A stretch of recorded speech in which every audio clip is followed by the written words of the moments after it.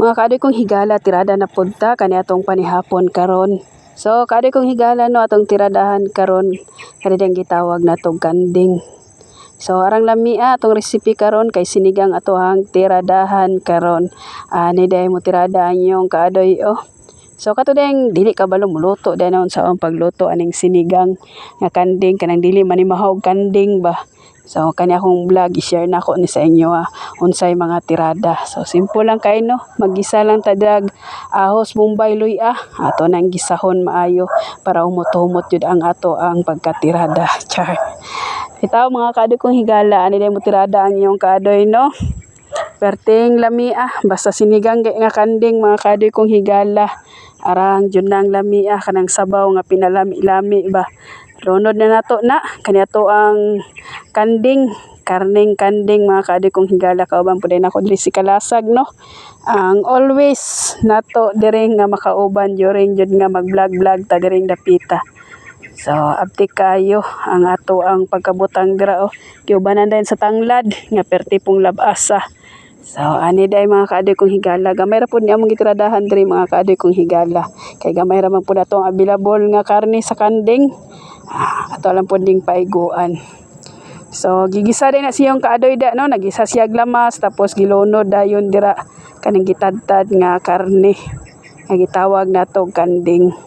So arang kanindot kani atong recipe karon nga gitawag natong sinigang. Paborito sa kadaghanan kaning lamian nga sinigang. So mga kaadoy kong higala ay mo katingala ang iyong kaadoy always kabirada. Labi na jud na ay biradahonon. So okay na mga kaadoy kong higala, hurot po nato naglunod dirang dapita no. Ubay-ubay po dahil ni no. Kani ato ang lamian nga recipe karon nga di pod basta-basta. So pressure cooker ang gitiradahan sa iyong kaadoy para dali ta mga kaon no, kay ang pressure cooker dali ra kay maluto within 15 minutes pinaabtik dayon na maluto. So ato nang gitiradahan da, gibutang na nato na dira ang gitawag nato karlang. Gamay ra po na tubig atong ibutang or sabaw mga kaadoy kong higala para malami-lami jud ato ang pagkatimplada no. So ani na mga kaadoy kong higala, taod-taod ani biradahan na nato ni kay dali ra po kay ni maluto basta pressure cooker gani pinaabtik dayon na. So katong hilig dag mga sinigang na kanding no, ani lang ang pagkatirada, simple lang kaayo ni mga kaadoy kong higala. Kaning pagluto-luto po nato mga kaadoy no, di pud ni basta-basta ba sama ani oh, dali ra kaayo maluto katong gitawag nga sinigang. Ako po dani mga kaadoy kong higala, dili po ko ginahan kaning aslom ra pug kaayo ang pagkatimpla kaning gitawag nga sinigang. So okay na to da mga kaadoy kong higala no, para lamian jud kaayo ang mga timplada. Gitimplahan na day na ni kalasag mga kaadoy kong higala. Asin bitsin mao ra man jud ni atong madali-dali no. Kay mao ra man jud ni common nga during nga magluto-luto ta. So importante nga ganahan ta sa ato ang mga panglasa. So ato nang gitilawan da mga kaadoy kong higala no. Nagkuha ko dira mga kaadoy kong higala.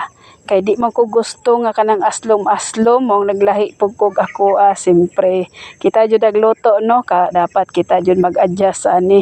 Nagkuha dai ko diya mga kaadoy kong higala kay butangan na daw ni kalasag kanang pina-aslom-aslom jud daw ihang gusto. So mga kaadoy kong higala, sama sa kong giingon no, ayaw mo katingala ang inyong kaadoy. Always ga-share og mga pagkaon. Kay mao man pod ni atong content no, kaning ato ang pagluto-luto nga inato. So manihapon na dayta ninyo mga kaadoy kong higala. So mo din niya akong gilahi mga kaadoy kong higala oh, nga nagkuha po kog isa ka yahong dira mga kaadoy kong higala. Kay dili po ko gusto kanang pinakaaslom-aslom no. Mo ni ako ang pagkatirada, naglahi-lahi jud ko diring dapita. So sa wala pa di kakaon da no, tirada na ta diring dapita.